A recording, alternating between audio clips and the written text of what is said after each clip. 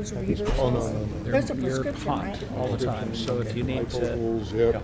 Here we go. Oh, privately my push God. the microphone away. That's coming up for me. Good evening, ladies and gentlemen. It is 6 p.m. and I call this meeting to order, please. Madam Clerk, roll call, please. Councilmember Bertani, I believe, is calling online. Okay, Councilmember Moy, Here. Councilmember Tonneson, Here. Vice Mayor Vaccaro, Here. and Mayor Price. Here. We do have a quorum. Thank you. And the invocation this evening will be led by Marguerite Morgan, Bethel Community Church, please. Pastor.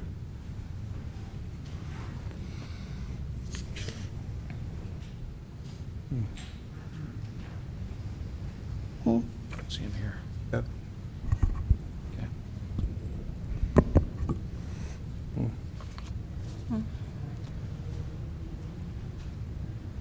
Not here. Would you bow your heads in prayer, please? Heavenly Father, we thank you for this opportunity to return to a very normal city council life. And we are very blessed to have your concerns looking out for all of us. And may you continue to bless all the people who live in the city of Fairfield as well as elsewhere. Amen. Amen. Amen.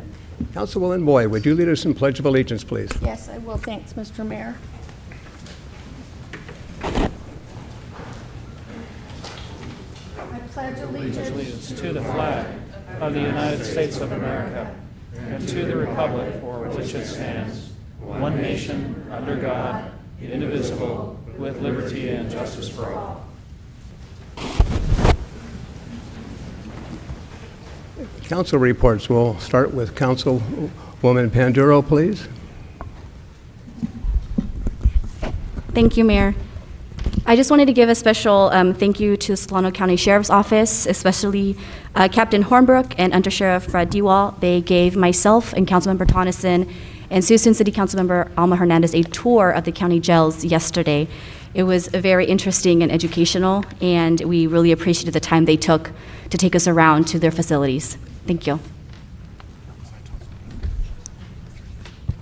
Thank you. Councilman Tonneson, please. Thank you, Mr. Mayor. Yes, I just wanted to report that we had the grand opening today of Dave & Buster's. It was a very well attended. It was a fantastic venue. Councilwoman Panduro and I stuck around for lunch. Really good food. Might have played a few games, maybe a lot of games. But yes, a great business opening in town, and there's more businesses coming to downtown too. Thank you, Mr. Mayor. Thank you. Councilman Tim, please. Yeah, thank you, Mayor.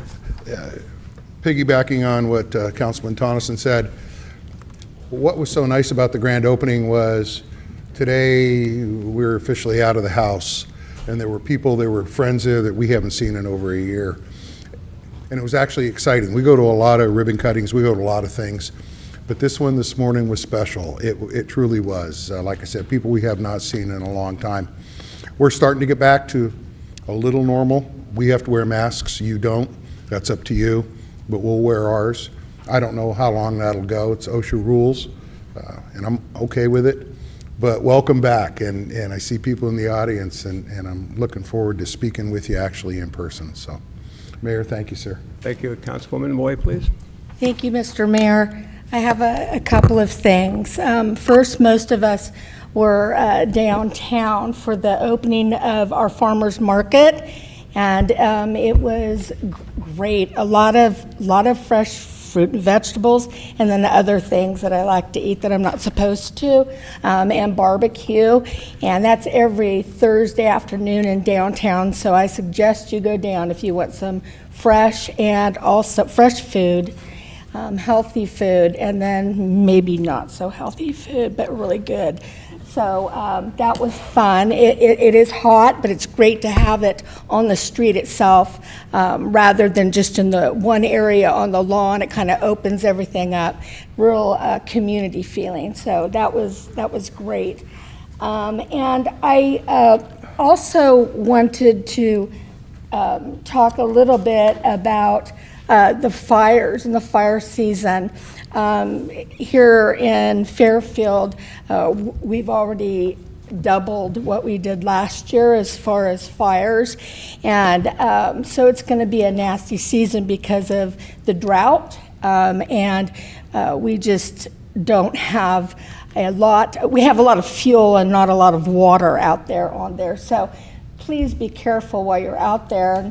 One of the other things that I wanted to bring up, and I hope that my colleagues would like to look at this too, is we're having more and more fires started from our homeless friends who live out in, out in the land areas and so on. And I did a little research and found that other cities are doing education type things, and I was hoping maybe we could bring that back on an agenda and look at what maybe the fire department could do, and maybe even some cities do fire extinguishers or nonprofits do that. I don't know that that would work, but our fire experts are the firefighters, and I think that as a community we need to talk about it.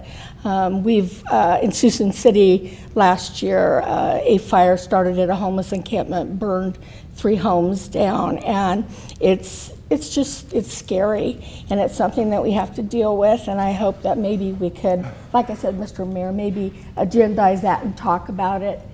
Good idea. As a group. And then the last thing that I wanted to say is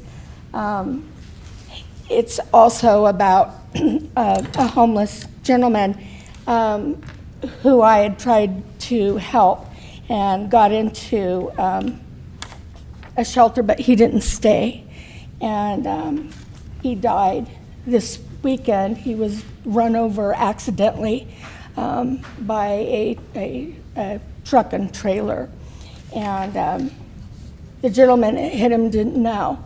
And his name, I called him Marty. It was Martin Clifford. And he lived not far from me, is where he usually stayed. And our firefighters, our medics, knew him very well because he lived so long on the streets. And he was an intelligent human being and sweet.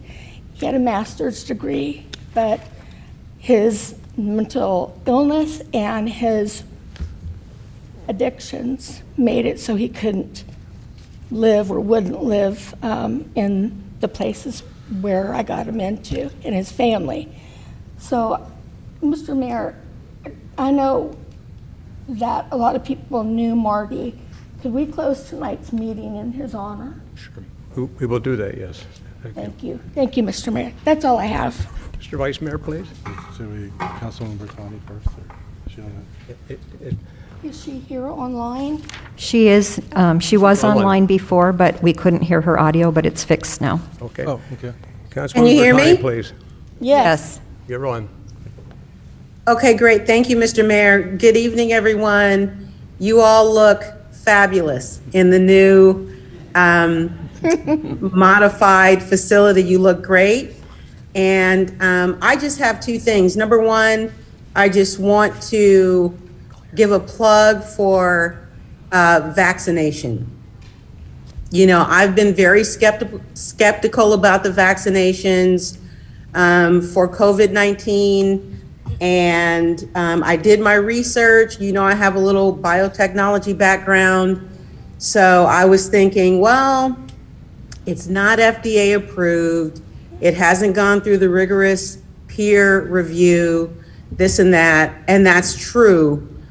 Nevertheless, today I took my vaccine shot, and I took my Pfizer vaccine shot at St. Stephen's CME. They have a great program there, and they're all over Solano County. And I just want to say, I think that it's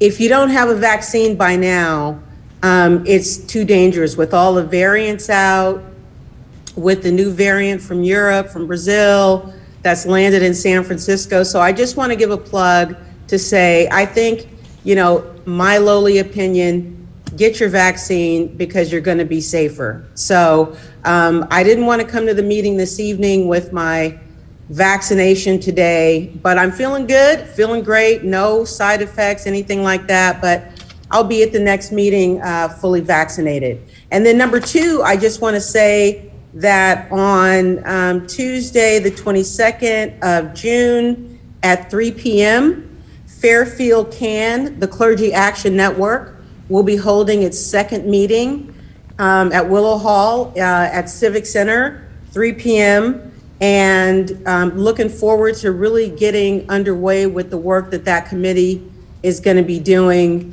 to advise this council on the issues that matter to residents, constituents, and church members in our community. And that's it. Thank you, Mr. Mayor. Thank you. Mr. Vice Mayor, please. Yeah, thank you, Mr. Mayor. It looks great to have everybody here after almost a year, I guess, or a year and a couple of months, I guess, being here. But just a few things I want. First of all, I wanted to do a shout out to the Public Works Department. The citizens who live on Cement Hill Road, the 700 block, a few months ago, came to me with a parking issue that was there. And they had a parking issue because the people at the apartments across the street had nowhere to park. So they were coming home to not find any parking spaces on their side of the street. So Public Works took pretty quick action, and within a couple of months, the street was restriped. And now it seems like things are going pretty smooth. So I wanted to thank the Public Works Department for getting right on that. Also, I attended the raising of the pride flag about 2 weeks ago, I believe. And this was a long time coming in the city of Fairfield. I know we had talked about it last year, we had talked about it the year before, and it was definitely a privilege to be there with everyone that attended. So once again, that was really quite a privilege to be there, and once again, I hope we do it again for the next few years following, all the years following. And then today I attended, the mayor was there too. It was the One Lake, the affordable housing project out in One Lake. And this affordable housing, we talk about it all the time, and we talk about that we need it. I think today really symbolized that Fairfield is serious about this, that we do need affordable housing, and we really need it all through the city, not just one location. I think the problem with most cities are they try to put all affordable housing in one place. But that's really hopefully not what Fairfield's all about. What Fairfield's all about is, equity and diversity, and people, throughout the whole city being able to live together with affordable housing and all these new developments that are coming up. So it was great to be there with the mayor and some other people throughout the county. And Mayor, that's my one last thing too. Juneteenth is coming up, a day of remembrance on Saturday for the tragedy that happened in Tulsa 100 years ago, the massacre of many very innocent African Americans. So I think everybody needs to remember that day on Saturday as a day of remembrance. I think it's something that was left off the history books for years and should have never been. And someone who was in education for a long time knows that. But now finally people are starting to realize that, and they should have always. So that's my report. Thank you. Thank you, Mr. Vice Mayor. And that ribbon cutting this evening is a beginning of a new Fairfield. And I urge all of you to continue to participate in city activities at whatever level you can. And I'll remind you again that City of Fairfield will be hosting a 4th of July parade at 10 o'clock on Sunday, the 4th of July, and urge you to come and participate. And I think it's wonderful that our council has settled into a back to normal life, but I want to thank Superintendent Curry for allowing us to use your facilities, ma'am. Thank you very, very much. Mr. City Manager, your report, please. Yes, Mr. Mayor and Council, just a couple of real quick items. Councilmember Moy brought up the farmers market, which is a great success and is going to continue to grow. This week, however, we are getting reports of projected temperatures reaching close to 110 degrees on Thursday night. As a result of those extreme temperatures Thursday night, we will be canceling this week's farmers market. We have been in contact with the different vendors, and they are in agreement with that, and our mod team under Bill Way is getting that word out, so we'll have no farmers market this week because of the weather. We have close to 600 employees here at the City of Fairfield that work here providing services, cops, firefighters, public works employees, finance, community and economic development, recreation and parks, and on and on and on. You'll see one of our great employees at work here, as she has been doing this during our live meetings.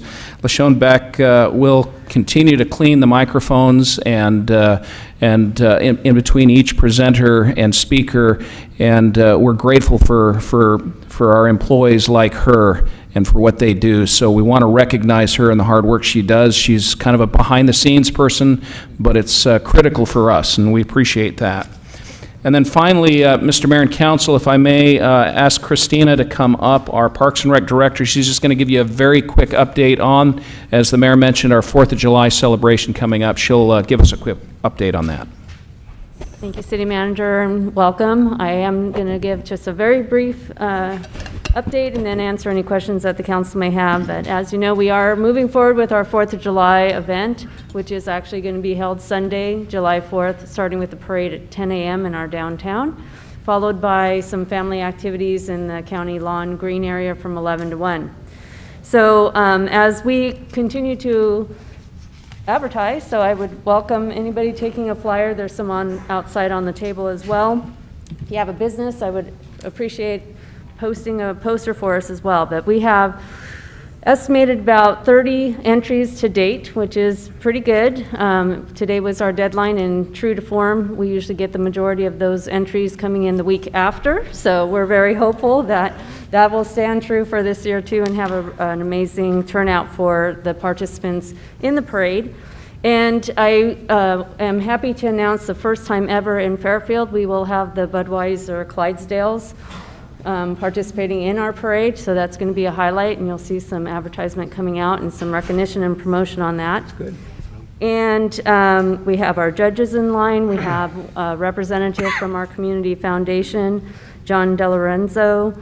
One of our council nominated, Francis McCullough, will be one of our judges, and then one of our youth commissioners, and I'm sorry I did not get the name of that or remember who that is, but one of our youth commissioners will be a parade judge as well. And then in our family activity area, that's where we're doing a variety of fun things, kind of bringing old school activities back. We'll have a couple of inflatables like bounce houses, a slide, and a little obstacle course. We'll be doing all of these in COVID guidelines, and hope that you'll come out for some free family activity and welcome our 4th of July, celebrating the independence of this great country. So, any questions from the council? Councilman Tonneson, please. Yeah, I just have a comment. Christina, I sat in on one of the meetings that they've had, and I just wanted to commend you on the job that you guys are doing. It's I know it's a lot of hard work, and you've had a lot thrown at you in a short amount of time, and I just wanted to say thank you and keep up the good work. Thank you. Thank you. And Mr. City Manager, any changes, additions to the agenda, please? No, sir. We have one that will be continued, but we'll talk about that when we get to that public hearing item. Okay. So. And Mr. City Attorney, your report, please. No report tonight, No Mayor. report. Madam Clerk, elected. Thank you, Mayor. I just wanted to thank Virginia Holsworth of Laurel Creek Beavers. She held a cleanup of her adopted area of the creek. And also I'd like to thank Linda Elkins for her daily cleanups of her section of Laurel Creek. Christine Kukala just adopted another section of Laurel Creek, so I really appreciate all of those folks. And regarding the parade, we need lots of volunteers to help with family activities and the parade itself. The sign-up is online, or you can call me at 428-7767. I want to thank Anna Patero and Cam Holzendorf. I noticed you just signed up recently, so hopefully we'll get a lot more volunteers in the next 2 weeks. Thank you.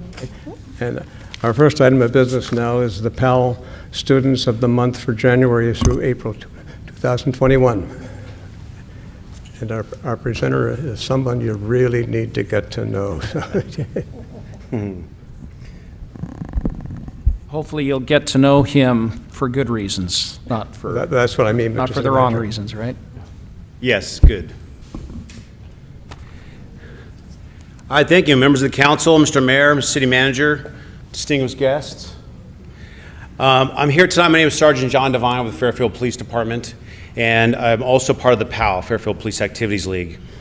And The Fairfield Police Activities League, just to give you a brief idea, it's a teen center that uses the fun traditional recreational programs to engage underserved teens, helping build great qualities in our members. And our motto is at POW, we play with a purpose. We're located at 2195 Union Avenue right now. Tonight, I have the honor of announcing our January through April 2021 Solano First Credit Union POW Students of the Month. Two of our wonderful students are with us tonight, and two couldn't make it.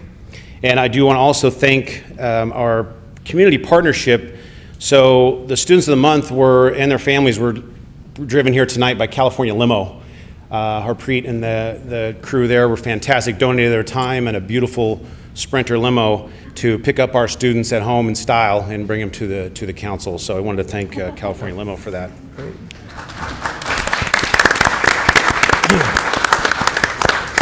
Our first Student of the Month for January, I would like to call up Oswaldo Acevedo. Did I say that right? And also, Oswaldo's mom is here tonight, if she'd like to come up, and that's Patty, and his sister Giselle. Your choice. No pressure. And I will say it's very nice to be able to be here in person with everyone, especially our students. But I did have a Zoom call today with Heather from PAL, and she was on the phone with Oswaldo, and I was practicing the last name, so I hope I didn't butcher it. Oswaldo is a junior at Arroyo High School who plans to be a professional chef after graduation. He plans to take his love for cooking and turn it into a meaningful career. His favorite part of PAL is all the fun that he's been able to be involved in. Oswaldo said, even though we have to do it online now, we still have fun. And that credits a lot to the PAL Center and the kids who are committed to it. He credits Miss Fatima with working hard to find different activities to create community and fun. Oswaldo was nominated by his peers for many reasons. They appreciate his willingness to support others and try new things, crediting those as some of the reasons he's so liked by everyone. Oswaldo has integrity, said one member of the selection committee. Others shared example of his easygoing manner and maturity. So for January 21, Solano First PAL Student of the Month, Oswaldo Acevedo.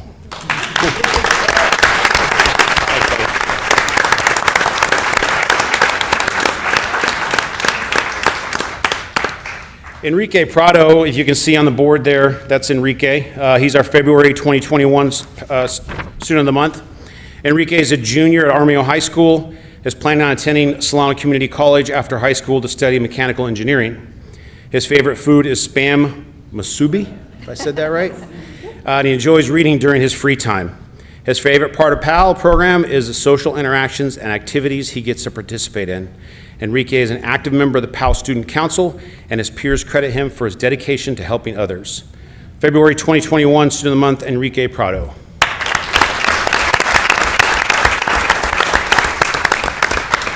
Also unable to make it tonight is our March 2021 Student of the Month, Kyle Flournoy. Kyle's a junior at Arroyo High School. He's planning on attending Solano Community College after high school and study computer coding. He's also looking forward to traveling and seeing the world. His favorite food is pizza, which I can agree with. He enjoys playing video games. He likes going to PAL because of all the activities that are happening and how there's something to do every day. He credits his mom, his role model, for helping him develop emotional maturity. Because throughout everything, she is always there for me, and she has taught me a lot, he said. Kyle is being recognized for his emotional maturity and ability to help others deal with their stresses and challenges in life. That's our March Student of the Month. April Student of the Month is Amaya Sims. Amaya, come on up here. Don't be shy.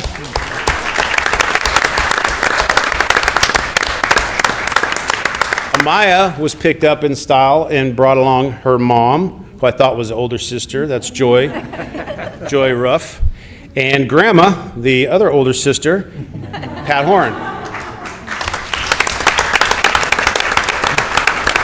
Amaya is 15 years old. She attends Arroyo High School. Favorite TV show is All American. Is that right? In her free time, she enjoys arts and crafts. Amaya was selected by her peers at PAL to represent them as the Vice President of the PAL Student Council. She's also participated in the Spring Break Strengths-Based Leadership Boot Camp and is an active member of the PAL Career Cafe. Her favorite thing about about PAL is getting to know new people so she can develop her social skills. Amaya said, "During COVID, I really learned that nonverbal communication could be more important than words." A natural leader, Amaya has worked hard to grow those talents and is always willing to speak up to get conversations going. She's a gifted communicator who can think and speak quickly on her feet. After graduating high school, Amaya plans to attend an HBCU. Amaya, thank you.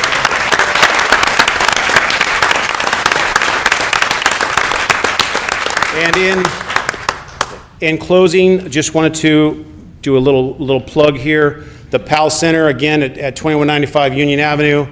Get your kids signed up. They can call and register. One thing that was kind of funny, it was mentioned to make sure your kids know their shoe size because it's skate night. And a lot of kids, they don't care about knowing the shoe size. But we are doing this in the parking lot in the back at the Sullivan Interagency PAL Center, July 2nd through August 27th on Friday nights from 7 to 10. So just once again, for all of our students, thank you very much and congratulations.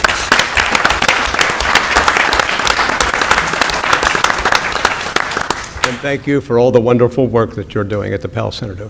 And our second presentation will be a proclamation declaring June 15th as Fairfield-Sassoon Unified School District Appreciation Day. Mr. Vice Mayor? Okay, so will the representatives from Fairfield-Sassoon come on up? Okay.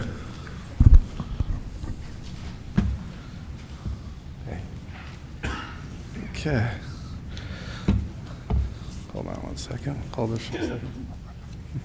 I want to make sure I can read it.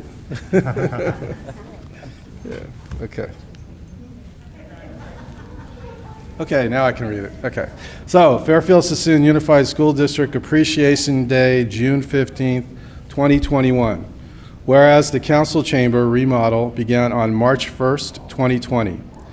And whereas the Fairfield-Sassoon Unified School District, FSUSD, allowed the city to use its facility and boardroom to conduct city meetings during the remodel of our council chamber.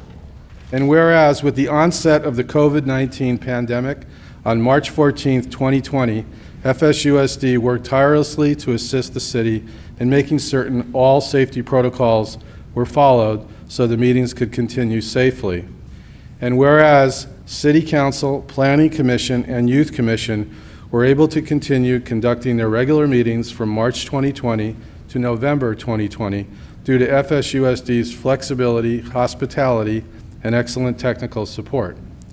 And whereas the partnership between FSUSD and the City of Fairfield is invaluable and is an example of local agencies working together in times of need. And whereas the City of Fairfield extends its appreciation to the FSUSD for their cooperation, generosity, and support during a challenging time for all. Now, therefore, I, Harry T. Price, Mayor of the City of Fairfield, do hereby proclaim June 15th, 2021 to be Fairfield-Sassoon Unified School District Appreciation Day. Congratulations. Thank you.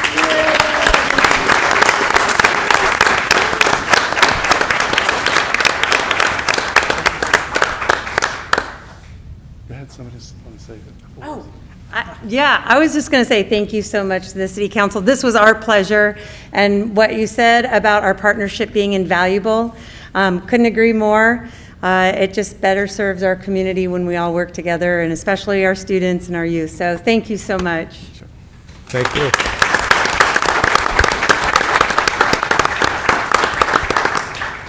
Madam Clerk, the process for public comments, please. Yes, persons wishing to address the City Council on subjects not on the agenda but within the jurisdiction of the council may do so at this time. The council cannot discuss or take action on matters not on the agenda for this meeting, but council members may briefly respond to statements made or questions raised by the public. Ask for clarification from staff, refer the matter to staff, request staff to report back to the council at a subsequent meeting, or place the matter on a future agenda. To speak on an agenda item, please complete a speaker's card. They're right here. And give it to the clerk to me before the meeting, or at the latest prior to the time for public comments on that item. Speakers are limited to 3 minutes per item. Members of the public who wish to comment on matters before the council in lieu of doing so in person may submit comments by emailing cityclerk@fairfield.ca.gov. Comments will be provided to council but will not be read aloud. Thank you. And our first speaker will be Cam Haseldorf, please.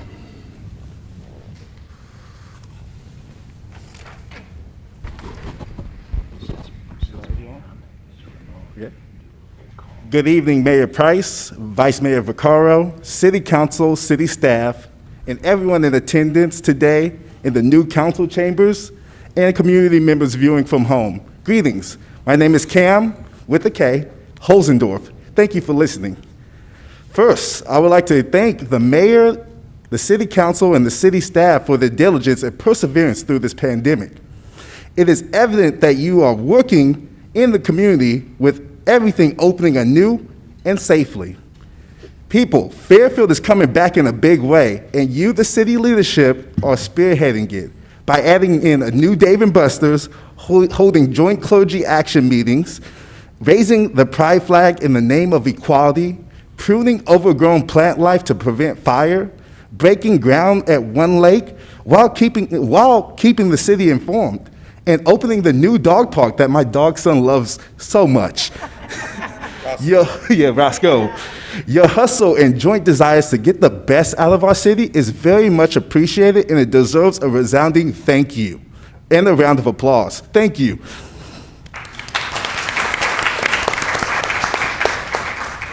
With that being said, I do have concerns about the growing trash problem in our city.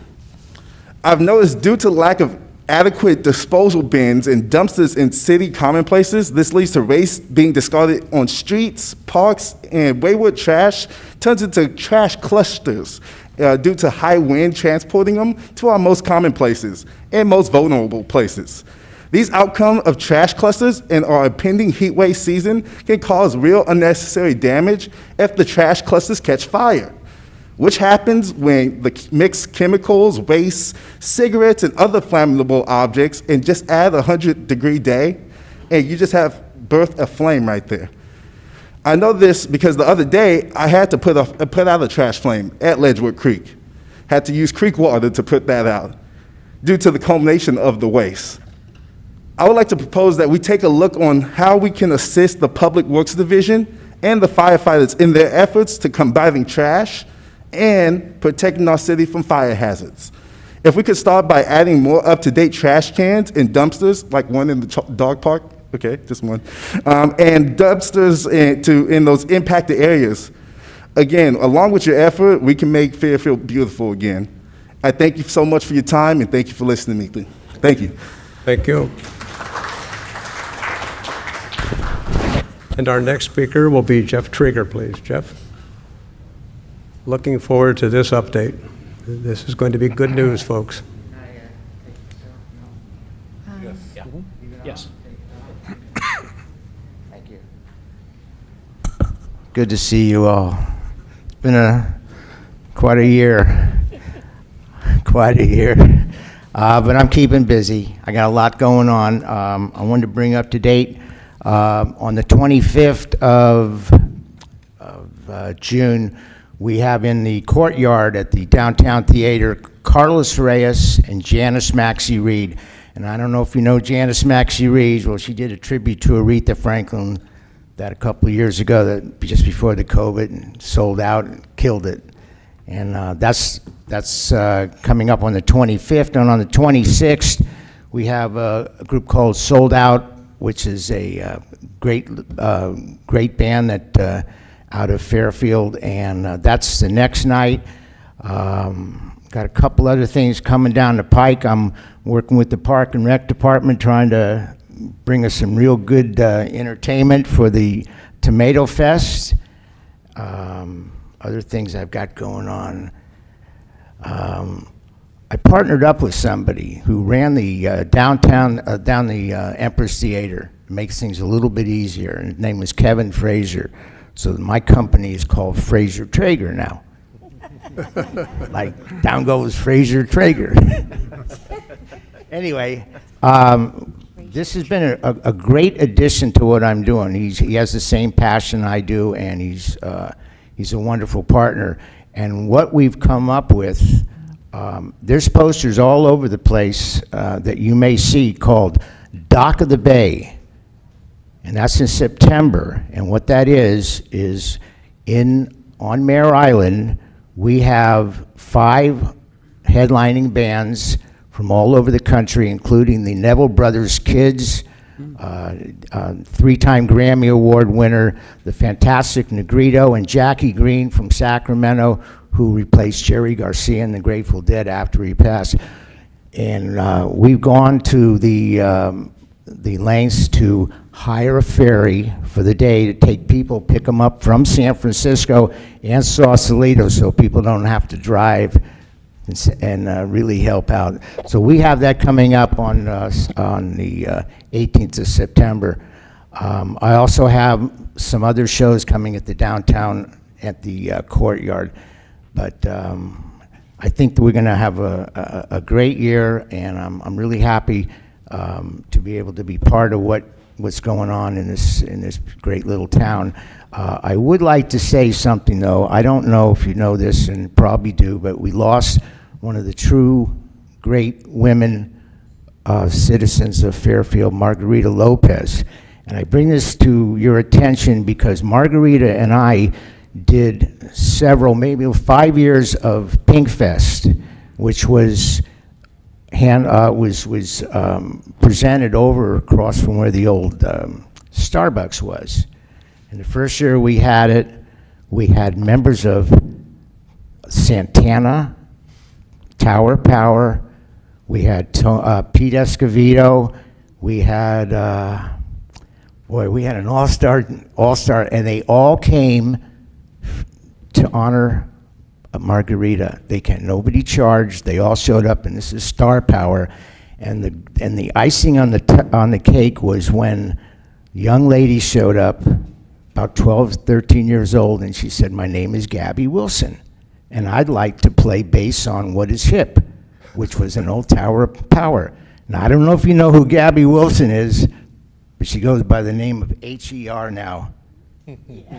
H.E.R. And she came and she performed right over there on the corner, and it was quite an evening. And that, I'm going to say, was really a tribute to our Margarita. I love her very much. Thank you. Thank you. Thank you very much.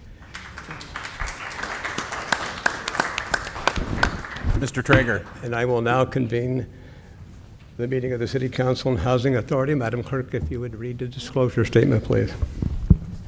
Yes, the holding of a joint meeting of the City Council and Housing Authority entitles the council members to receive additional compensation of $35 for attending this joint meeting.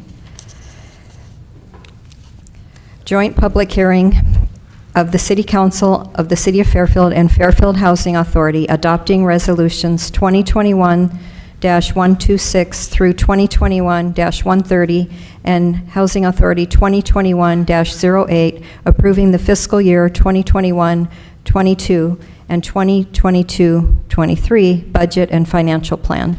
And our presenter is Emily Combs, our Finance Director.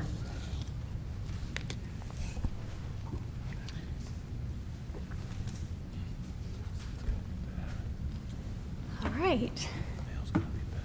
So, Oh, and I'm sorry, I believe I have to take roll, is that correct? Yes. yes. Okay. Commissioner Bertani? Here. Commissioner Moy? Here. Commissioner Panduro? Here. Commissioner Tim? Here. Commissioner Tonneson? Here. Vice Chair Vaccaro? Here. And Chairman Price? Here. Thank you. Thank you. So good evening, Mayor, Vice Mayor, and council members. I am pleased to be presenting in person our fiscal year 21, 22, and 22-23 budget and capital improvement program. Brian Chu, our budget officer, will also be presenting tonight, mostly capital and other funds information. So we'll go ahead and get started. So here is just a quick outline of the presentation tonight. We'll be focusing not just on the general fund, but on all city funds. We'll review our current general fund forecast, and some major capital improvement projects, as well as some upcoming challenges. So because we have some new council members and the question regarding our internal budget process often comes up or has come up this past year, we decided to include a pretty high-level visual of the budget process from within the organization. Okay, so we start with a base budget, which is basically just the prior year budget that we roll over. We back out any one-time items that were not ongoing in nature in that prior year budget. We also look at costs in that base budget that are kind of outside the control of the department, so like electricity costs, and basically utility costs that might be increasing that they don't have any control over. So we make adjustments to the base budget. We also apply some CPI adjustments. Then we meet with the managers from all over the city to look basically line item by line item to see where we might be over or under budget and where we might be able to make some small modifications to that budget, which are mostly net zero in nature. We also talk about larger proposals and staffing or operational needs or changes in their business processes. We meet with the department heads. Sometimes we meet with the department heads several times until we develop a recommended budget for the city manager to review. The city manager then meets with the department heads along with budget staff and the department heads, and together we develop the proposed budget, which is before you tonight for consideration. So generally speaking, I'm happy to say this, probably the third year in a row, our budget is relatively stable. COVID-19 pretty much impacted all of the funds you see here in this pie. So fortunately, council has taken many steps in the last several years to ensure our fiscal resiliency. So some of those include adopting the pension funding policy and approving moderate water rate increases, just to name a few of those efforts. We've prudently set money aside in a reserve, knowing that some kind of recession would eventually hit. And we need our reserves to maintain those city services without any disruption. And so far, we've been pretty successful at that. So on the slide, you can see that of our total budget, the general fund represents 35%. The next biggest piece is our water funds at 17%. And then our internal service funds, such as fleet, technology, and our insurance funds at 15%. So these internal service funds are our mechanism for collecting charges from user departments and funds, the amounts needed to replace outdated fleet and technology as they become due for replacement. So it helps us to avoid major spikes in our general fund. Oops, this is sensitive. So looking at our general fund expenses, which are just over 121 million now, proportionally, if you were to look at this pie without the transfers, the department general fund budget as a percentage of the total budget has remained pretty consistent over the year, meaning they've all pretty much grown at the same rate. Our transfers out include $750,000 in Measure P funds to our street capital projects, as well as a $1.9 million transfer to support our fire fleet, which we'll talk about a little bit later. So looking at that same pie, but a little bit differently by category, you can see that our general fund is largely made up of personnel costs at 64%. So pension costs in the general fund, which is a portion of that gray piece, costs us about 21 million. So it's about 17% of our total general fund costs. Our cost allocation charges are also a large portion at 16%. So these are the charges to departments in the general fund that help fund our internal service funds like technology, like fleet, like our insurance, like I mentioned earlier. So looking at our general fund revenues, property taxes contribute 21%, which is a little bit lower, and I'll explain why in a couple moments than it normally is. Sales tax and Measure P taxes combined total about 41%, which is our largest source of revenue. It also is our most volatile source of revenue. We are currently projecting modest growth in most of the revenues for 21-22, which is pretty good news. We do expect to see larger increases in sales tax revenue in 21-22 simply because we anticipate the worst of COVID-19 and its fiscal impacts to be behind us. Our property taxes, although we expect them to grow at the same pace as they have in the last several years just due to development in the city, and that's related to secured property taxes, we did see and will continue to see a decrease in RDA residual payments in the amount of about $1.5 million to $2 million a year, resulting from the final Court of Appeals decision in the City of Chula Vista versus Sandoval case. And I'll talk about that a little later in the presentation. So probably the largest proposal before you tonight are the addition of 17.75 full-time equivalent positions, with 6 of those being dedicated to homeless engagement and services, 5 of them being in the city manager's office and 1 in the Public Works Department, which is an additional homeless engagement worker position. And this will allow the Public Works Department to have 2 teams of 2 workers. For public safety and the police positions you see on this list, so you see code enforcement, crime prevention, community relations, which is a public information officer position assigned to the police department. These positions are recommended to be funded out of CFD 2012-2. So these are those funds that we receive through tax assessments from development post-2012. And they must be used to accommodate or pay for growth or services tied to growth in this city. And 68% of those funds must be used for public safety. So moving on to budget highlights. Another highlight in this budget includes the creation of an IT department with a director level position. We're able to delete a vacant position to create the director level position. IT is an area of the city which has grown in size and complexity, and it's definitely in need of an executive level oversight. We've also included $4 million for the Heart of Fairfield. So these are those funds that have been set aside in the Intergovernmental Loan Fund specifically for Heart of Fairfield, and as initiatives or projects come up, this is where we appropriate that funding.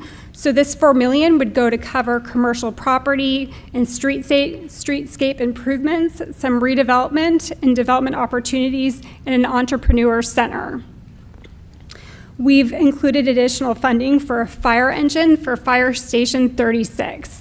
So even though the fire station is a couple years out, we have to initiate the purchase of an engine because it takes a couple years to arrive.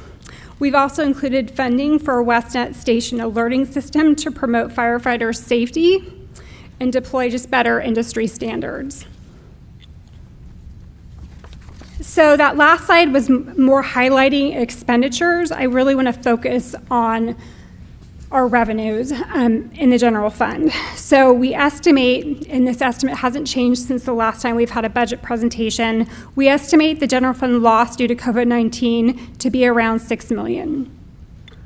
Because of that Chula Vista court decision, we will see about a $1.5 to $2 million hit to our RDA residual payments. So those are our property tax payments, that's part of that piece of that pie. We were notified by the county of this court ruling back in December. The county explained that the court concluded that pass-through payments are to be treated as enforceable obligation payments, so not considered part of the property tax increment remaining in that redevelopment property tax trust fund. It's a little complicated. So it just basically changed the methodology on how they distribute pass-through and residual payments. So based on this court ruling, payments are distributed based on the taxing agency's pro rata contribution, which means a reduction for us. We are not the only agency in the county that saw losses. Every city, including and the school district, saw huge losses because of this change in methodology and the court ruling. So this court decision basically shifted funds away from the cities and the school districts to the county. If you were to look at the county's budget, you'll see an increase of $12 million year over year in their general fund residual and pass-through payments. On a more positive note, we're seeing higher than anticipated CFD number 2012-2 tax payments just due to the growth we've seen in the city in the last couple of years. And also our pension trust is doing really well. You may remember we put $5 million in a Section 115 pension trust back in February of 2019. It was $5 million then. It's about $6.6 million now. So it's doing very well. Mr. Mayor, may I ask a question Mr. Moy, here? go ahead, please. Thank you. As far as that court ruling, Emily, or maybe Mr. City Attorney, what level of court made that type of ruling, and is it anything that could be challenged at a higher level? Do you know? Sorry, I should give I'm you a not heads up. sure if it was Court of Appeal or Supreme Court. We'll have to double check on that. Okay, yeah, thank you. I mean, I would be interested in just knowing, did, other cities and school districts, maybe they'd be willing to push back, I don't know. It's something to think about, I think. I don't like just rolling over easily when we're getting money snatched because a court ruled, if we can challenge, so thank you. And we are mobilizing at the city level. The finance directors are bonding together to try to see what we can do and work with the county. But we will involve Greg. Excellent. That's good. Thank you. You're welcome. So moving on to the general fund forecast. This is one of the most important tools we use in the budget office of two. It provides us with the flexibility to plan for the future and understand how what we know in the short term will impact us in the long term. So as you can see, we do expect to stay above the council adopted reserve level in all of the years of our forecast. However, because of COVID-19 and some of those pressing one-time costs that I mentioned earlier, such as the fire engine and the WestNet system, we do expect to dip into our reserves over the next 2 years. We still feel that the adds we're recommending in this budget are prudent, especially since we project surpluses starting in fiscal year 23, 24, and beyond. It's kind of hard to see because there's a line right in the middle of there, but there is a surplus there of 1.2 million. The below table shows your committed and your restricted reserves. So you have your pension stabilization fund, which is actually I shouldn't say it's committed for pension stabilization, could be used to pay down unfunded liabilities, or it's a rainy day fund. And then you have your PARS Section 115 trust, which is restricted in an account, which can only be used for pension payments. And with that, I'm going to turn it over to Brian Chua, our budget officer, to talk about capital improvements. Thank you, Emily. Thank you, Emily. Capital Improvement Program highlights. Proposed for the Capital Improvement Program water budget includes a $4 million water ozone project. Ozone is used during a portion of the water treatment process to provide high-quality drinking water. The city's ozone equipment has been in service since the early 90s and requires replacement. Other major water capital projects include high-lift pumps and power upgrades for $6.5 million, and ongoing water main replacements for $8 million. The city is continuing to invest in streets. Major projects include annual pavement maintenance, which amounts to over $15 million over the next 5 years. A part of the streets capital improvement program is a portion of the overall Heart of Fairfield project. The transformation of West Texas Street between Beck and Pennsylvania, reducing the number of lanes and constructing dedicated bike paths, on-street parking, and landscape center median. The capital improvement budget also includes proposed capital expenditures for the relocation of Fire Station 39, and future Fire Station 36 in Green Valley. The relocation to Fire Station 39 will better provide emergency services to the growing northeast area. The new Fire Station 36 will provide much-needed coverage to the western side of Green Valley. The budget also includes continuing investments in parks and transit systems. Other major fund highlights. The COVID-19 pandemic had a significant impact to transit, where ridership dropped approximately 80%. Our projections for 21-22 is lower than pre-pandemic levels, with a gradual increase in ridership in the forecast years. Our projections also reflect the continued ability to cover operational and bus replacement needs. As for golf, the COVID-19 pandemic had an overall positive impact to the city's 2 golf courses, where golf rounds played actually increased. To quantify, compared to last year through April, golf rounds increased a total of 40,000 rounds, or 57%. With improved golf revenues, I'm happy to say that the normal transfer from the general fund to the golf courses are not needed this fiscal year. The results to the general fund savings of approximately $600,000. Additionally, with the bonds being paid off by fiscal year 23-24, our forecast projections exclude the normal transfers to the golf courses from the general fund. This equates to general fund savings of approximately $500,000 to $600,000 a year. However, any surpluses generated by the golf courses will be for much-needed deferred maintenance and equipment replacement needs.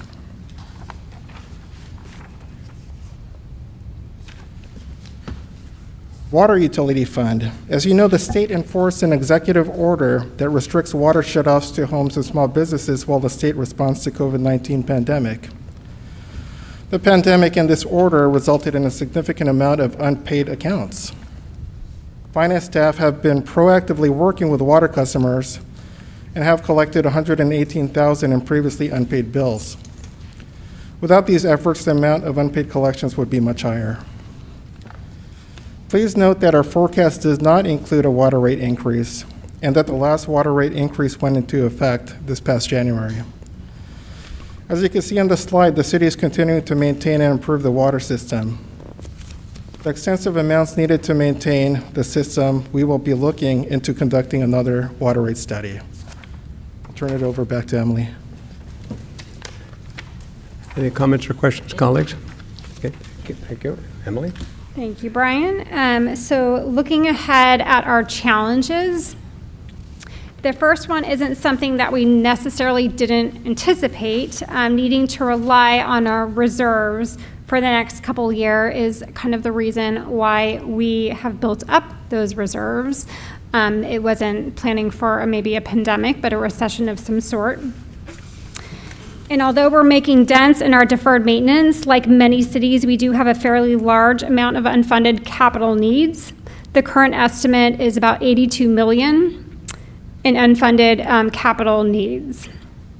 In technology, the upcoming ERP implementation, we are making huge leaps forward, but we still find ourselves falling behind with upgrading just basic IT infrastructure. So finally, something that's not on this slide, but something that we read, something that Brian read that jumped out at us today, is that between May of 2020 and May of 2021, producer price inflation increased 6.6%. So this is the biggest jump recorded since the Bureau of Labor Statistics started collecting this data in November of 2010. So inflation could present some real challenges for us as well into the future.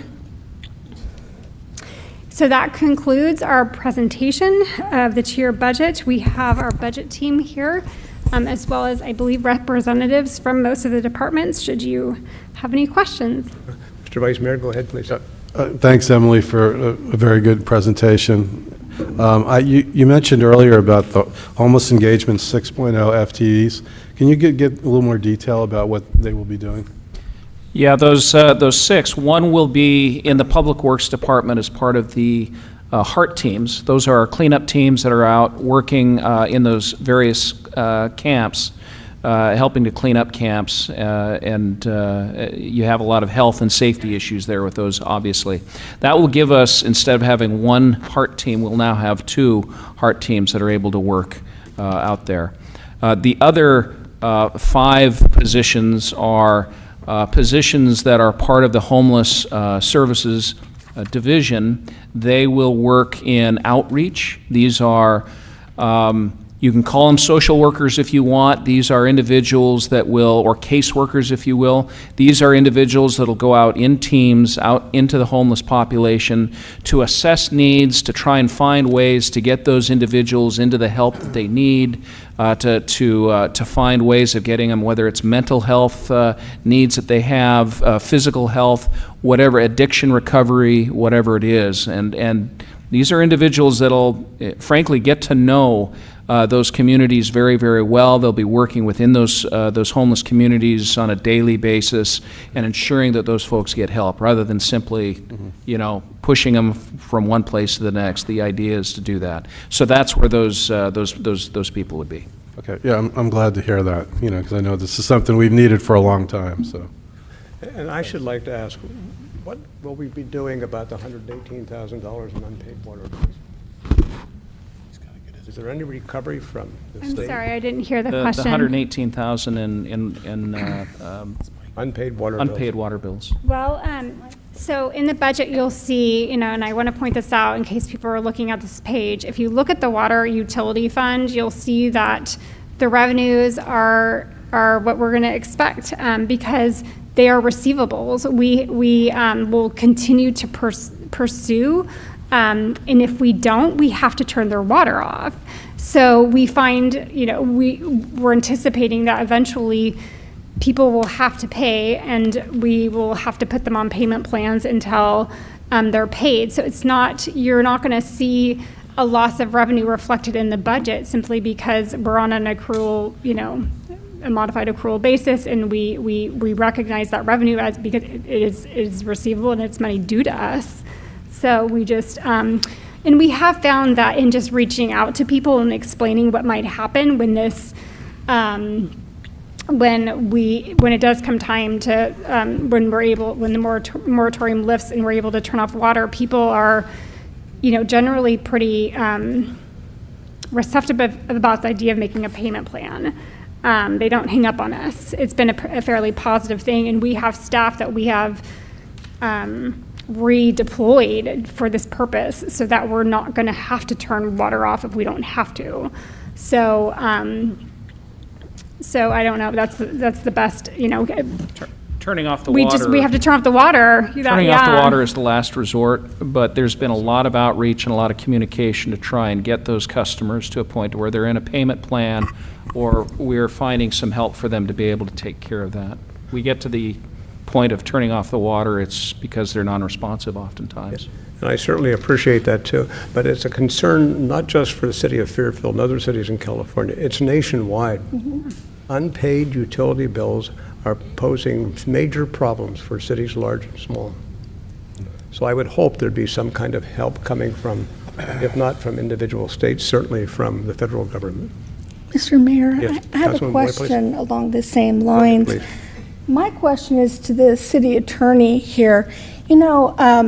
I have gone back and studied the Constitution of the state. And in that Constitution, it says that water is a right for people to have. Doesn't that kind of clash if we cut off people's waters? Has that been challenged? I mean, it sounds to me, if it's constitutionally protected, that we can't just cut off water. Well, there's extensive state laws that make it difficult to do that. So there is a process that we would have to go through. Ultimately, the idea that water can be shut off is accepted, but it has to, again, only after a very extensive effort to make sure that we can try to get payment. And again, as Emily mentioned here, the approach here is to work out payment plans or other means of getting up to speed over time. So absolutely, turning off water is the absolute last resort we'd ever go to. Yeah, I appreciate everything, Emily, that staff is doing to not cut off water. Obviously, a good number of our citizens lost jobs and haven't been able to pay rents or water and barely getting by, some of them. And you know, I just think that we should continue to do that as much as we can. And Mr. Mayor, I agree with you. I think maybe the federal government needs to do something to help cities, municipalities, and counties, anybody who has the kind of utility, because it's really is a big issue. So thank you. Councilman Tim, please, then Councilwoman Panduro. Thank you, Emily. Do you work in conjunction with the sewer district? Because the sewer district is probably down close to $500,000 in unpaid. And this is something a lot of people don't know, and we all understand, but we give you the water you don't pay for, we give you the sewer you don't pay for. Somebody's going to have to pay for it. And what I'm wondering is, do you work in conjunction with our local sewer district to perhaps, so we're not trying to collect on the water end and then we turn our hats around and try to collect on the exhaust end, if there's something that perhaps going forward we can work together so we're not reinventing the wheel, because it's turning into an awful lot of money. No, you're right, and we just started, and I know they have a new finance director over at the sewer district, and I think they have some new faces as well, so we just started those conversations recently with them. So we are working with them. Good. Although we haven't had any, you know, specific conversations. Well, I think we're just now becoming, well, we've been aware of it for a long time, but we're starting to come out of COVID, and we need to take the steps to try to recapture the taxpayer dollars. And that's all I'm looking for, is if we can save money by working together. Right. You know, so, all right, thank you very much, and a good presentation. Councilwoman Panduro, please. Thank you, Mr. Mayor. Along the same lines, I know that as a city and as all the other cities in the state of California are receiving American Recovery Fund money, so we're getting millions of dollars, and I hope that my colleagues can maybe consider utility grants for individuals who are, you know, behind on these payments. I think that's another option that we can maybe look at to help these families out, because I know it's something that I brought up before, right. And I sit in meetings where I hear about these stories, and so we have an opportunity to create impact, immediate impact, in the next couple of months. Yeah, and we have a really wonderful manager. He's not here tonight, over our financial services and our utility division, and he is on top of paying attention to that legislation, I think, and Greg can chime in. You know, coming from the city's perspective, I think it might be for us to be able to come in and say we're going to waive, you know, those fees or those I believe a Prop 218 violation, because so we need the direction from the federal government. We're kind of backed into a corner here where we can just simply work with our residents until we hear something from, you know, the federal government, and we have been hearing, you know, little things here and there, but we're paying attention to those things, knowing that we have residents that have pretty significant bills due. Councilman Tonneson, please. I'm good, Mayor. Okay. Councilwoman Bertani, do you have any comments or questions, please? Thank you, Mr. Mayor. I would just encourage the city of Fairfield to just, as much as possible, you know, make it easy for residents to enter into repayment plans. The last time I checked, there's no mechanism on our website for residents to actually just enter into a repayment plan online. That infrastructure is just not there. So I think that we may, you know, increase our collection efforts by just making payment or repayment easier and online. And just like PG&E and your phone bill and T-Mobile and all the rest of them, they have a mechanism where you can just set up a payment plan online and go about it that way. And I don't think the city of Fairfield has that infrastructure in place. I don't know how difficult that is to implement, but I think it might facilitate collection in a pretty low maintenance kind of way. So that's all I have, Mr. Mayor. Thank you. Thank you. And I will now open it for public comments, please. Anyone choosing to speak on this item should do so now. Seeing none, we'll close the public hearing and bring it back for council action. Yes, City Attorney? and Mayor and council, we'll need to break this down to two parts because we have both the city council and separately the housing authority acting here. So the first action would be to adopt the city budget and the related items that the city will adopt as are shown on the screen. And so this would be a motion to adopt resolution number 2021-126, and then resolutions 127 to 130. So that'd be the motion. So moved. Okay. Is there a second, please? Second. Okay. Tim and Moy, thank you very much. All in favor, roll call We'll need vote, a roll please, call. Madam Clerk. Commissioner Bertani, Yes. Commissioner Moy, Yes. Commissioner Panduro, Yes. Commissioner Tim, Yes. Commissioner Tonneson, Aye. Vice Chair Vaccaro, Yes. and Chairman Price. Yes, motion carries unanimously. And the final action would be the action of the housing authority approving your budget, and that would be resolution number HA 2021-08. Entertain a motion? So moved. Been moved by Councilwoman Moy, seconded by the Vice Mayor. Roll call vote, please, Madam Clerk. Commissioner Bertani, Yes. Commissioner Moy, Yes. Commissioner Panduro, Yes. Commissioner Tim, Yes. Commissioner Tonneson, Aye. Vice Chair Vaccaro, Yes. and Chairman Price. Yes, motion Thank you. carries unanimously. We turn now to the reconvening of the City Council and the consent calendar. Can I say thank you really quick? Can I say thank you really quick? Yeah. I just want to take a moment to say thank you to our fabulous budget staff, Brian Shua and Ashley Doyle, as well as all the city staff and management that helped, and department heads that were absolutely fabulous this year, and our city manager in putting this together. It takes a lot of work, so I just want to make sure I say thank you, and thank you all. Very And good. it's noted.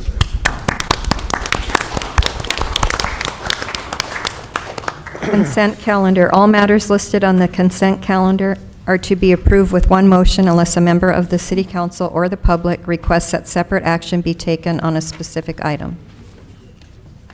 And again, I have no request to speak cards. Anyone choosing to speak should do so now. Okay, thank you very much. Entertain a motion to approve the consent calendar as submitted. Mr. Vice Mayor? So moved. So moved. Seconded, Councilman Moy. All in favor, roll call vote, please, Madam Clerk. Councilmember Bertani, Yes. Councilmember Moy, Yes. Councilmember Panduro, Yes. Councilmember Tim, Yes. Councilmember Tonneson, Aye. Vice Mayor Vaccaro, Yes. and Mayor Price. Yes, motion carries unanimously. Thank you. And now we move to new business. Item 10, minute action approving mayor's appointment to the Youth Commission, Planning Commission, and Rockville Hills Regional Park Citizen Advisory Committee. And I have the privilege of swearing in these folks this evening. I'd like for Sean Smith to come up front, Tina Werblin, Annalyn Rael Martinez, and Nicole O'Connell. Thank you.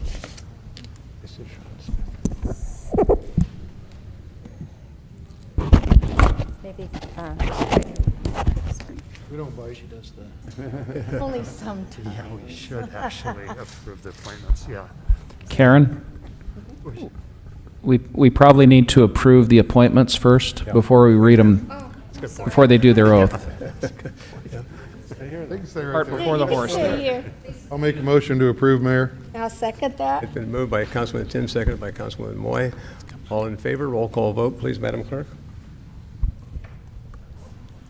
Excuse me. Councilmember Bertani, Yes. Councilmember Moy, Yes. Councilmember Panduro, Yes. Councilmember Tim, Absolutely, yes. Councilmember Tonneson, Aye. Vice Mayor Vaccaro, Yes. and Mayor Price. Yes. Sorry motion about carries that. I was so unanimously. excited Now to we're swear you legal. all in. Now we're legal. All right, let's go. Come on back.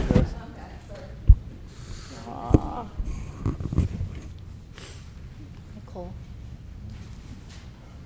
Okay. This does not seem to, oh, here we go. Okay, if you can all raise your right hand and repeat after me. We'll start with our names. Thank you. Do solemnly swear that I will support and defend the Constitution of the United States and the Constitution of the State of California against all enemies, foreign and domestic, that I will bear true faith and allegiance to the Constitution of the United States and the Constitution of the State of California, that I take this obligation freely without any mental reservation or purpose of evasion, and that I will well and faithfully discharge the duties upon which I'm about to enter. Thank you. Congratulations. I do need you to sign these. If you could come up here and please sign these. Mr. Mayor, may I say something here? Absolutely. Councilman Boyd, go ahead, please. Well, Councilwoman Panduro and Ariel? I had the honor of Tina speaking to so many great residents, and it seems like more right and here, and more I'll sign they're there. sometimes it seems overly qualified, and they're so eager. And it's one of my favorite things to do on the city council is to interview these great young people and great middle-aged people, whatever age it is. We're all middle-aged no matter how old we get, right, Harry? Oh. And so it's just an honor. Citizens stand up. They don't really care if they have a title. They'll say, if I don't get chosen for this, please call us. We'll do anything. We'll clean up trash. And it really inspires me every single time. And I've done this since I was first appointed to the city council, except for 2 years. And I missed it when I wasn't doing it. And so I'm so glad that I get to do it again, and with Councilwoman Panduro, who has great questions. I just am really honored to do this and to speak with our citizens who are out there doing it every day, and they're what Fairfield is about. So that's what I had to say. So I don't know if Councilwoman Panduro has anything to say here, but it was great teamwork. And as a concluding, I'm sorry. It's okay. Councilwoman Panduro, go ahead, please. Thank you, Mayor. I was just going to add, thank you, Councilwoman Mayor Moy. It was an honor, privilege to just interview not only this group, but the groups before that have been applying. And it is really encouraging and inspiring to see just our citizens and wanting that are stepping up and wanting to participate in government and just being engaged with their community. So thank you for everyone who applied, and keep on applying and keep staying involved. And congratulations to our newly appointed. And my comment is very similar. I really appreciate people of all ages and all backgrounds who are willing to participate in appointed positions for the city of Fairfield and other cities and activities as well. It makes a significant difference. And moving on to this next item, I have a conflict, so I will recuse myself, but the vice mayor will happily take care. Yes, and again, just to clarify, the conflict had to do with Embark, and the mayor's has rental property between 500 and 1,000 feet from it. And just because these are interrelated in the sense of the conditions are very similar, we had advised that the mayor should abstain from all three items in this discussion. So, okay. Mr. Vice Mayor. So do we have a presenter here tonight, Mr. City Manager? Yes, Amy is presenting. There she is, right there. Okay, let me read the item, if we're ready.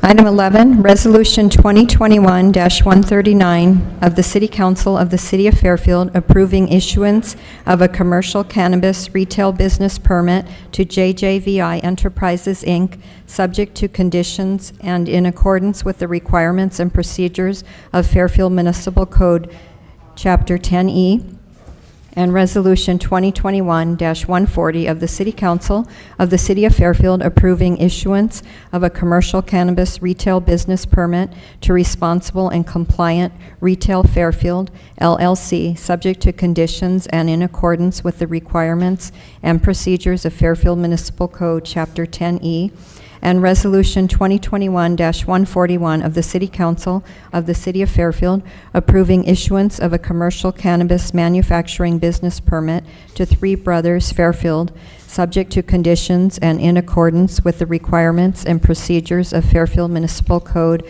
Chapter 10E. And our presenter is Senior Planner Amy Kreimeier. Thank you. All right. Good evening, Vice Mayor and council members. So tonight we have the resolutions for approval of the selected cannabis operators. And so on May 4th, the council approved Responsible and Compliant Retail Fairfield, LLC, DBA Embark, and JJVI Enterprises, DBA The Bright Spot. And on May 18th, council approved our manufacturer operator, Three Bros Fairfield. And so the resolutions before you tonight will formally approve the issuance of a permit to operate for each of these businesses, subject to conditions of approval and the requirements of Chapter 10E. So the conditions of approval include code requirements for security measures, things like employee background checks and security guards on site, operational requirements such as hours of operation and record-keeping processes, any required land use approvals and building and fire inspections. It also includes the requirement to develop a youth educational outreach program on the topic of youth drug addiction and prevention, and enter into a community relations agreement with the city. Additionally, all of the community benefits offered in each of the business's application as part of their community relations plan and labor and local enterprise plan have also been included as conditions of approval. The specific details and manner in which the businesses will provide these community benefits will be memorialized in the community relations agreement. There we go. So either within their applications or within their presentations to the council, each of the selected businesses committed to providing community benefits in excess of code requirements. And so the table on the screen before you and included in your packet highlights some of the community benefits being proposed by each of the operators, such as providing a percentage of sales or income to support community programs and outreach and educational efforts, providing enhanced employee benefits, and creating compassionate care programs or conducting monthly community cleanups. So the specifics of each of these benefits vary between each operator. They are unique to each operator's proposed business plan, their abilities, their backgrounds, and their interests. And so there is only one community benefit that staff conditioned uniformly for all three businesses, and that is the condition to hire a minimum of 75% local hires. All operators stressed in their applications and their presentations the importance of local hiring, and some even committed to 100% local hires.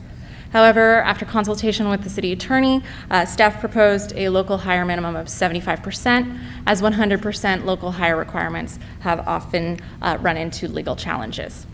And so, Excuse me, Amy, can you tell me what local hiring is? Is that Fairfield only or the county? So it's going to be, was expanded at the advice of the city attorney to be Solano County. So at the time of hire, a resident of Solano County. All right, thank you. And so with successful compliance with the conditions of approval, it will ensure that each business operates in the manner presented to and approved by the council. They will not negatively impact their surrounding neighbors, and they will be a benefit to the entire community of Fairfield. And so with that, we are asking council to adopt resolutions 139, 140, and 141. Okay. Any comments from the council? Okay, well, at this point, next step, Greg? Next step now would be to see if there's any public comments on the resolutions. Are there any public comments? Okay, then let's move forward then with the resolutions. Yeah, so at this point in time, we have three resolutions for you to take action on, and we should do each one individually. Okay. So the first resolution would be resolution number 2021-138, which would approve the issuance of the permit to JJVI. Is that 139, not 138? It is 139. I should have put my glasses on. That's all right. Thank you. I move that we go ahead and adopt the resolution 2021-139. I'll second that. Okay, Oh, wait, moved by is Councilwoman it one Moy. at a time? I'm sorry, is it one at a time? Yes, one at Yeah, a time. one at a time. Yeah. Second that. Okay. Okay, let Okay, me moved take- by Councilwoman Moy, seconded by Councilman Tonneson. Roll call vote. Yes, Councilmember Bertani, Yes. Councilmember Moy, Yes. Councilmember Panduro, Yes. Councilmember Tim, Yes. Councilmember Tonneson, Aye. Vice Mayor Vaccaro. Yes. Motion passes. Thank All you. right, so the next resolution is Resolution 2021-140, and this would approve the issuance of a commercial cannabis retail business permit to Responsible and Compliant Retail Fairfield LLC. So moved. So moved by Second. Councilman Tim, seconded by Councilwoman Moy. Roll call vote. Councilmember Bertani, Yes. Councilmember Moy, Yes. Councilmember Panduro, Yes. Councilmember Tim, Yes. Councilmember Tonneson, Aye. and Vice Mayor Vaccaro. Yes, motion passes. Thank you. And Final resolution? last one would be Resolution Number 2021-141, which will approve issuance of a commercial cannabis manufacturing business permit to Three Bros Fairfield. So moved. I'll second. So moved by Councilwoman Moy, seconded by Councilwoman Pandoro. Roll call vote, please. Councilmember Bertani, Yes. Councilmember Moy, Yes. Councilmember Panduro, Yes. Councilmember Tim, Yes. Councilmember Tonneson, Aye. Vice Mayor Vaccaro. Yes, motion passes. Thank you. Okay. All right, and I just want to let you know that we will be back at next Tuesday for a special meeting with the remaining two Yeah, retail we- operator resolutions. We definitely know that, okay. All right, Yes, we do. for the crowd. Okay. I will relinquish my seat to the mayor. Mamie, while everybody's leaving, you guys have done a great job. Yes.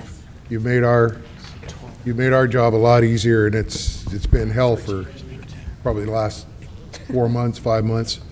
We recognize what staff has done, and thank you so very much. Right, and I'd also like to congratulate the recipients, too. I know everybody worked really hard on this, we all read through all of them, and, it's always a difficult thing to do, but congratulations for those well-deserved, so. Yeah, I'd like to second that, too. Congratulations. Well, thank you, Mr. Vice Mayor. You did that very well. Council colleagues, thank you, too. We turn now to item number 10, or no, item number 12. Yes, public hearing and first reading and introduction of ordinance 2021-11 of the City Council of the City of Fairfield, amending Chapter 12A and Section 1217 of the Fairfield Municipal Code, also known as Special Events Ordinance of the City of Fairfield, to clarify the application process for special event permits and to amend insurance and indemnity requirements, and first reading and introduction of ordinance 2021-12 of the City Council of the City of Fairfield, amending Section 251405 of Chapter 25, Article 10 of the Fairfield Municipal Code, also known as Noise Regulations of the City of Fairfield, to amend exemptions to said noise regulations. And our presenter is Assistant City Manager David Gasaway. Yeah, good evening, Mr. Mayor, members of the City Council. It's great to see you in person here tonight. The two items before the council under this public hearing, as the clerk just read off, Ordinance 2021-11 makes various amendments to Chapter 12A of the Fairfield Municipal Code, otherwise known as the Special Events Ordinance. And then related to that is Ordinance 2021-12, which makes clarifications to our noise regulations. A few months back, staff realized we had some needs to streamline, clarify, and improve upon our special event permitting and approval processes. So internally, we kicked off a review, multi-departmental review effort to identify a renewed strategy for approving and permitting special events on public and private property. This was somewhat driven by the city's focus as we've taken on doing community events to serve the public. We found there was some areas where we needed to make clarifying and administrative improvements to our special event regulations. So as highlighted in a red line version of Ordinance 2021-11 within your agenda packet, it's attachment 2, most of the proposed amendments to Chapter 12A are generally administrative in nature, but there are a few I will just point out here tonight. One, we propose clarifying that city manager or their designee is responsible for implementation of this section of the municipal code. Currently, there are various director-level positions that are called out or identified in 12A. As certainly as we all know, as time passes, there have been title changes, there's been departmental responsibility changes, and this amendment just provides us greater flexibility on a go-forward basis as we need to make changes in order to implement this section of code. The proposed ordinance clarifies definitions of a special event based on size of the event. As currently drafted, Chapter 12A is somewhat ambiguous on when a special event permit is required. The changes make it more clear that events that furnish alcohol and have more than 75 attendees or more than 350 attendees in total require a special event permit. The changes do, however, include an exemption for private facilities that are designed to host events such as ballrooms, event venues, or church facilities, so long as those facilities comply with standard building and fire code requirements.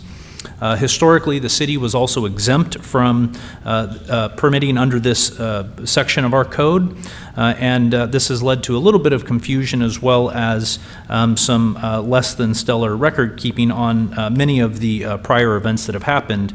Again, stuff that we've learned as we've taken on these events. So these proposed changes would require that the city follow the special event permitting requirements like any private organization would, and provides that city-sponsored events can be authorized by a resolution of the City Council as opposed to specifically enumerated within the code, again providing us with some flexibility on a go-forward basis. The proposed changes clarify and modernize our insurance and liability requirements, and finally the changes authorize council via resolution to establish a fee schedule for special event permits. The next step in our process here will be to sort of consolidate the various departments' fees that are currently charged for special events so that we can give we'll come back to you with a resolution. That way we can set much more clear and transparent fees for our residents. And then the other ordinance for noise modifies our noise standards because when strictly interpreted, our noise standards wouldn't actually allow special events. So we have an exception in there that a permitted special event per Chapter 12A is exempt from our noise standards so long as they meet any conditions identified by the city and are not allowed to make noises that would disturb a neighborhood after 10 p.m. and before 7 a.m. Staff recommends council open the public hearing, take public testimony, close the public hearing, and introduce the two ordinances as presented. That concludes my presentations, and I'm happy to take any questions you might have. Comments or questions, colleagues? Very good. I will open the public hearing. Anyone choosing to speak on this item should do so now. Seeing none, we'll close the public hearing. All right, council, we have two ordinances to introduce tonight. So the first one would be a motion to introduce ordinance, let me start over again. To waive further reading and introduce ordinance number 2021-11. Motion to approve, Councilman Tim, seconded by Councilman Moy. Roll call, Madam Clerk. Councilmember Bertani? Yes. Councilmember Moy? Yes. Councilmember Panduro? Yes. Councilmember Tim? Yes. Councilmember Tonneson? Aye. Vice Mayor Vaccaro? Yes. And Mayor Price. Yes, motion carries unanimously. Thank you. And then we have a second one, which would be to waive further reading, introduce ordinance number 2021-12. So moved. It's been moved by Councilman Moy, seconded by the Vice Mayor. Roll call vote, please. Councilmember Bertani? Yes. Councilmember Moy? Yes. Councilmember Panduro? Yes. Councilmember Tim? Yes. Councilmember Tonneson? Aye. Vice Mayor Vaccaro? Yes. Mayor Price. Yes, motion carries unanimously. Thank you. And thank you very much. And before we adjourn, let me remind you, Councilman Moy. Mr. Mayor, before we do that, we do need to continue item number 13. Oh, I'm sorry. Let the city attorney. Yes, on item 13, which is the public hearing, we will need to continue that to July 6th. So there could be a motion to continue the hearing to July 6th by the council. Been moved by Councilman Moy, seconded by Councilman Tim. All in favor? We need roll call, please. Unfortunately, yes. Councilmember Bertani? Yes. Councilmember Moy? Yes. Councilmember Panduro? Yes. Councilmember Tim? Yes. Councilmember Tonneson? Aye. Vice Mayor Vaccaro? Yes. And Mayor Price. Motion carries unanimously. We'll be adjourning tonight in honor and memory of Marty Clifford. Marty Clifford. and also in remembrance of Matt Garcia. Matt Garcia was determined that he was going to become the mayor of the city of Fairfield, and had he lived, I'm quite certain he would have succeeded. Thank you very much. It's great to go return to normal again and be safe, and look forward to seeing you on the 4th of July parade. Good night. We are adjourned.